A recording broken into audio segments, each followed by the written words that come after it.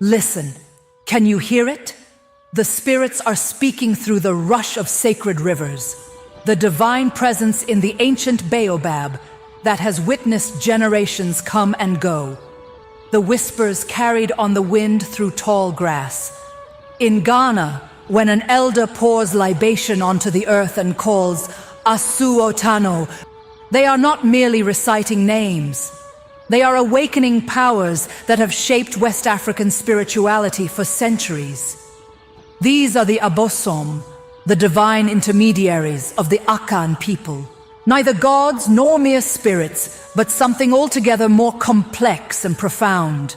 They stand between humanity and Nyame, the supreme being, carrying prayers upward and blessings downward. Today, we journey into one of Africa's most sophisticated and misunderstood spiritual systems, one that has survived centuries of colonial suppression, thrived in new forms across the Atlantic, and continues to guide millions in their quest for harmony with the seen and unseen worlds. Welcome to the realm of the Abosom. Before we can understand the Abosom, we must first place them within the larger Akan spiritual cosmos. The Akan, a meta-ethnic group including the Asante, Fante, Akwapem, Akiem and others across Ghana and eastern Côte d'Ivoire, envision a multi-layered universe. At its pinnacle sits Nyame, the supreme creator, transcendent and ultimate. Below Nyame, yet above humanity, exists the Abosom.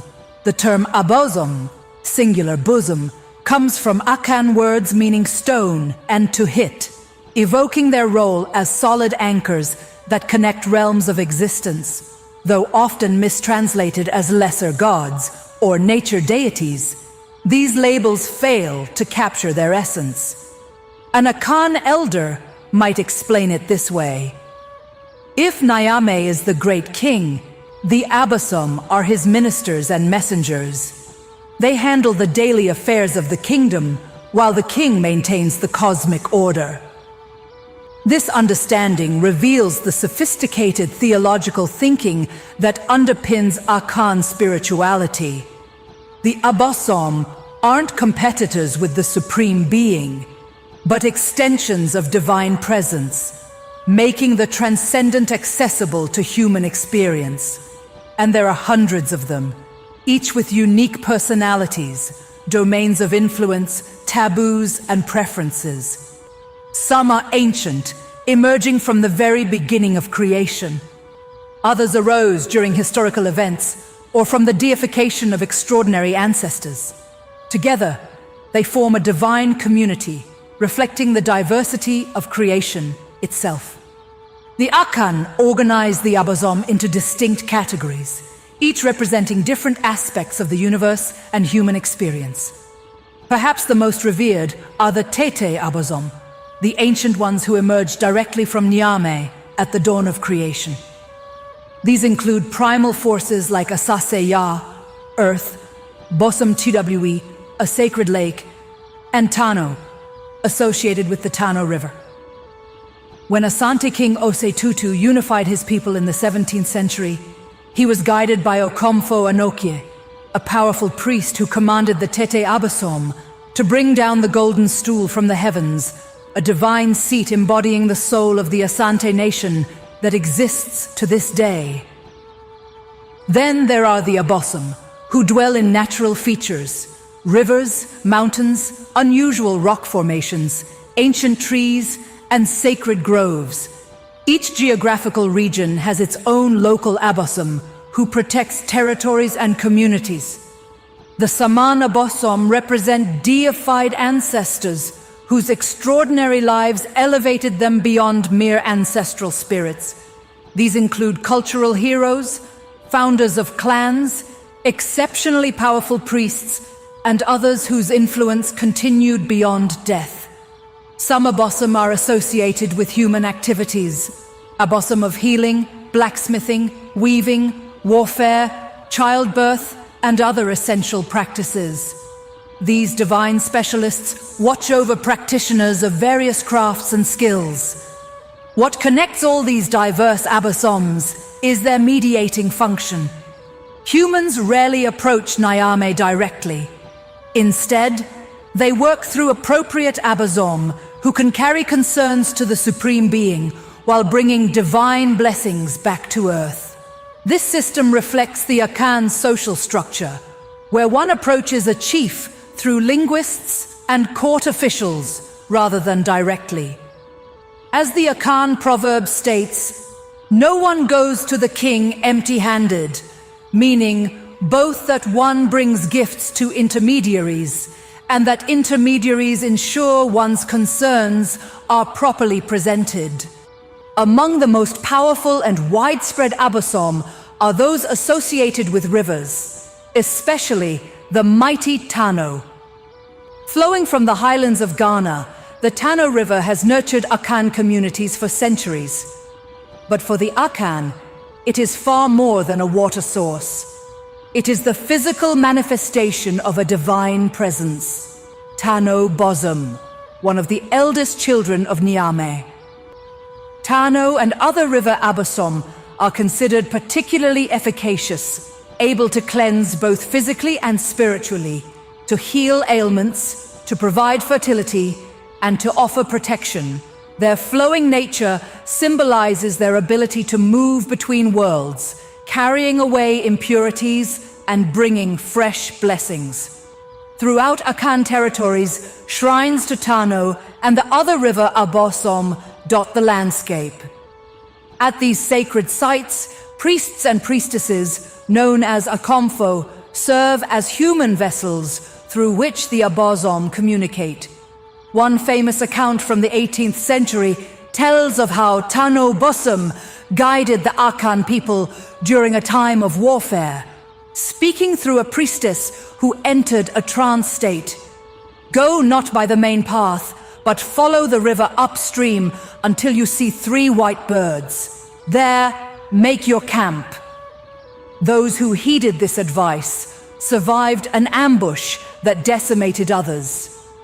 The river Abosom demonstrates another key aspect of Akan theology: the lived, immediate presence of the divine in the natural world.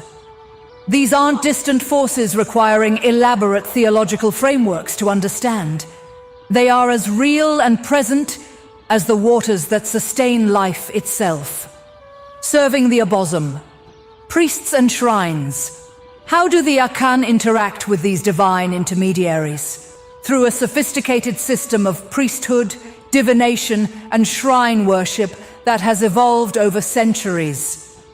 The Akomfo, priests and priestesses of the Abosom, undergo rigorous training after being called to service, often through illness, dreams, or unusual occurrences.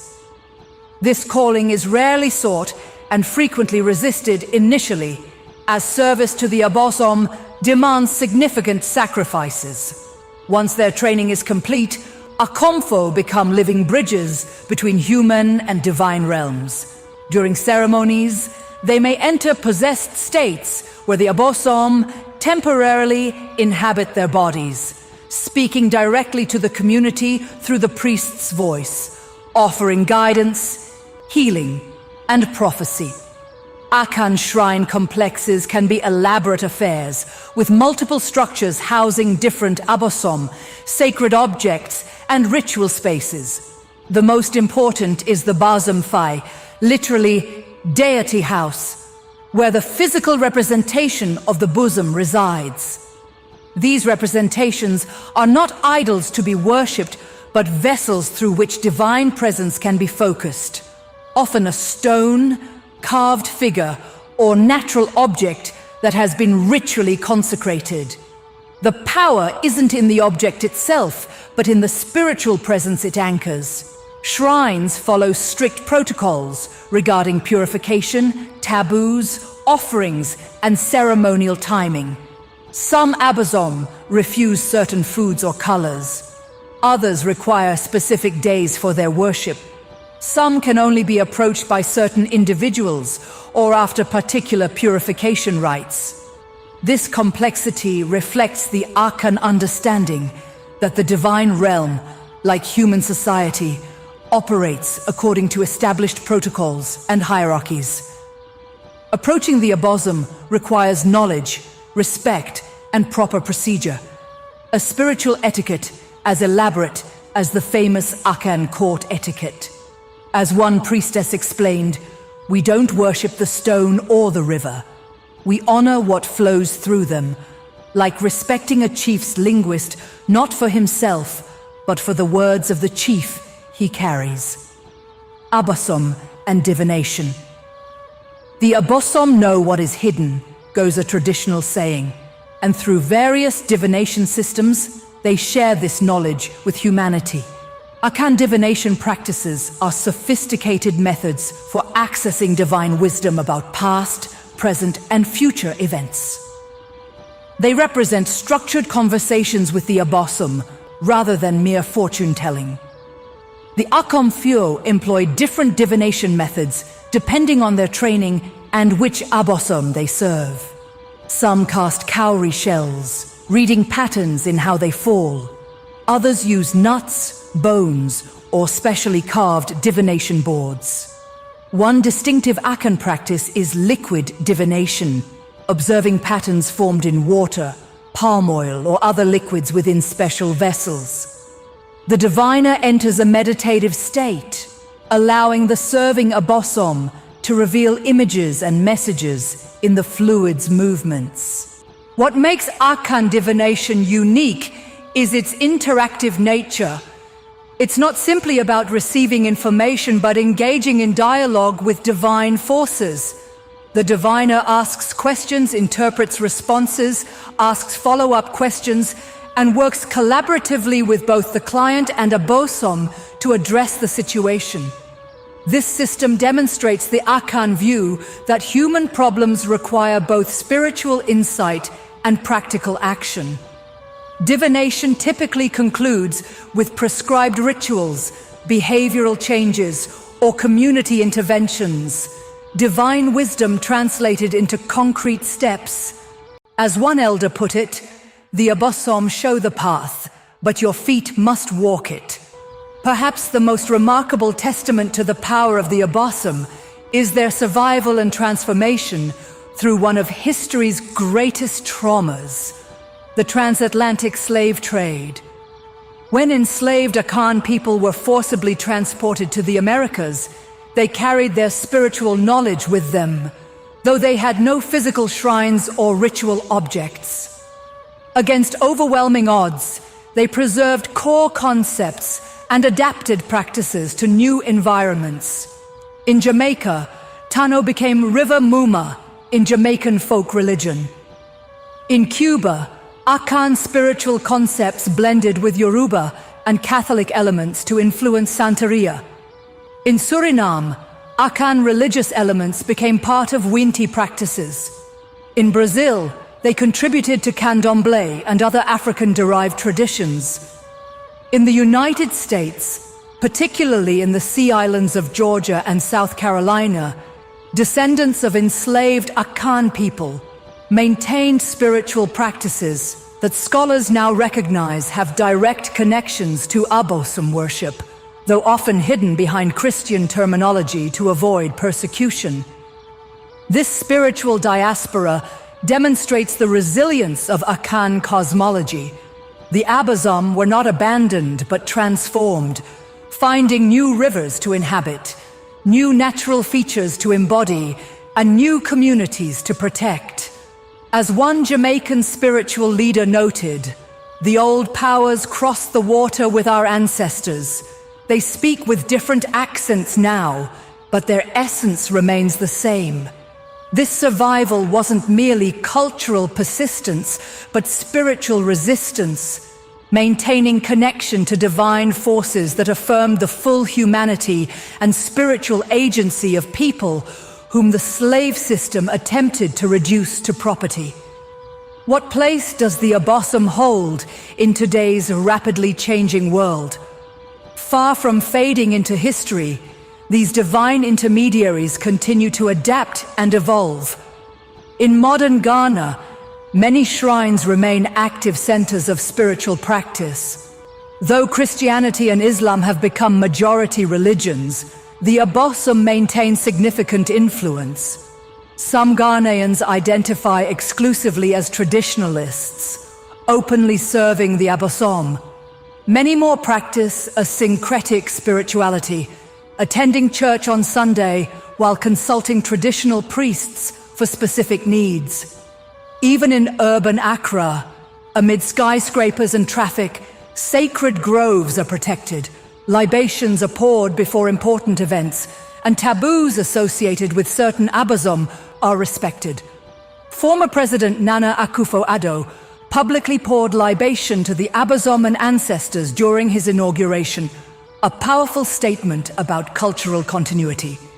In the diaspora, interest in the Abosom has surged as African Americans, Afro-Caribbeans, and others of African descent seek reconnection with ancestral spirituality. Scholars and practitioners travel between Ghana and the Americas, rebuilding relationships with traditional shrines and bringing revitalized practices back to diaspora communities. The digital age has created new dynamics as well. Websites now feature information about various Abosom. Social media groups connect practitioners across continents. Some priests even offer consultations via video call, the ancient and ultra-modern converging in unexpected ways. This persistence raises profound questions about spirituality in the 21st century. While some view traditional practices as superstition, others see in the Abosom an ecological wisdom that modern societies desperately need. A framework that recognizes the sacredness of rivers, forests, and natural systems at a time of environmental crisis. Misconceptions and realities. Perhaps no aspect of African spirituality has been more misrepresented than the Abosom and similar divine intermediaries across the continent. Colonial accounts frequently described Abosom worship as fetishism or idolatry, revealing more about European religious prejudices than Akan's spiritual realities. Missionary writings depicted priests of the Abosom as charlatans or demon worshippers. Even academic studies often imposed Western theological categories that distorted understanding. These misrepresentations continue today in popular media, where African traditional religions are frequently portrayed as primitive or sinister.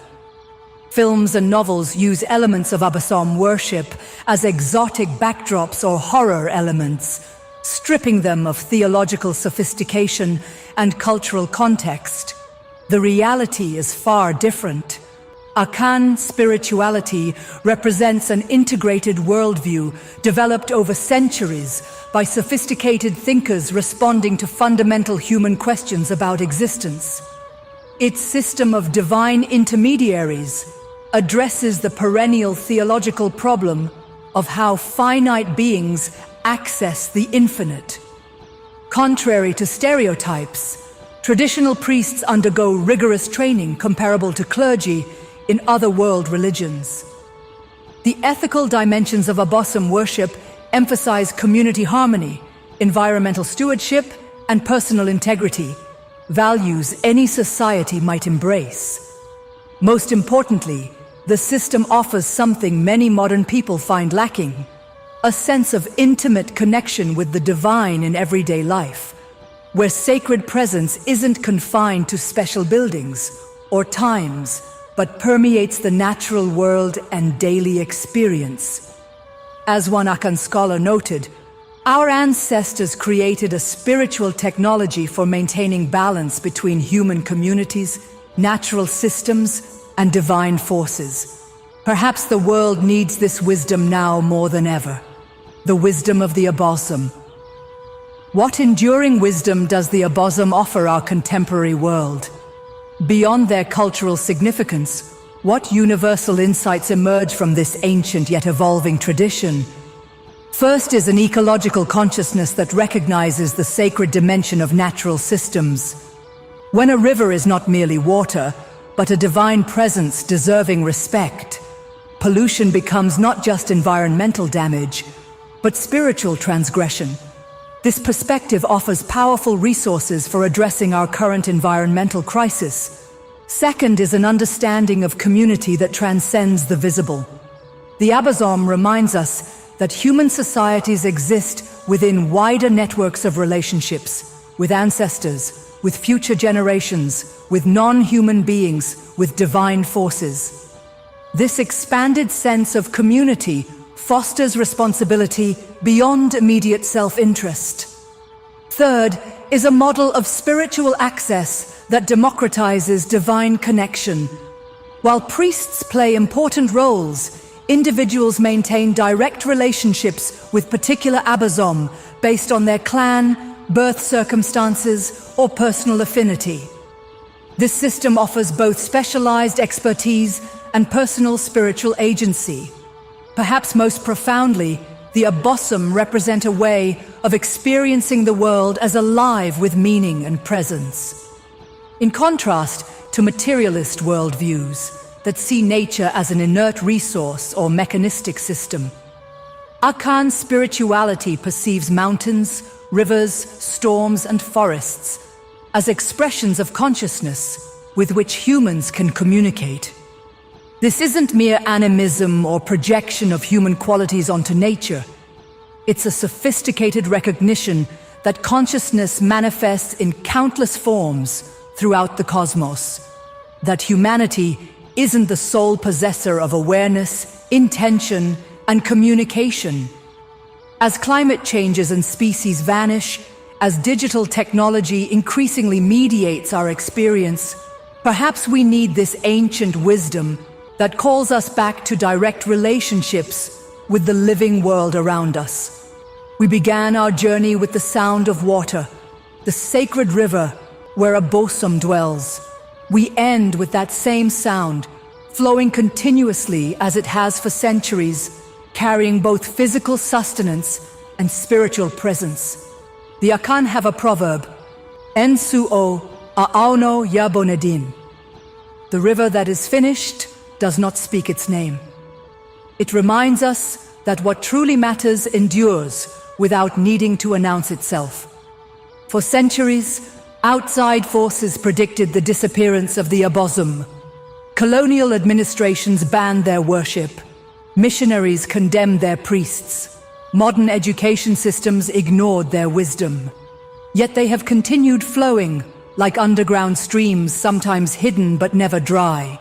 Today, as global interest in indigenous wisdom grows, as environmental crises demand new old ways of relating to nature, as people seek spirituality that connects rather than divides, the Abosom emerge again into wider recognition. They remind us that divinity speaks in many voices, through many intermediaries, that the sacred manifests in mountains and marketplaces, in mighty rivers and quiet moments. Between the ultimate mystery and our limited human understanding, there exist countless bridges. The Abosom stand at those crossing points, inviting us to recognize the extraordinary within the ordinary, the divine flowing through the everyday world. I am the goddess of wisdom and knowledge, and the keeper of all spiritual history from the beginning of time. I welcome all higher souls, awakened souls. If you are watching this, it is not a mistake. You are supposed to be here. You will find what you are looking for after watching this video.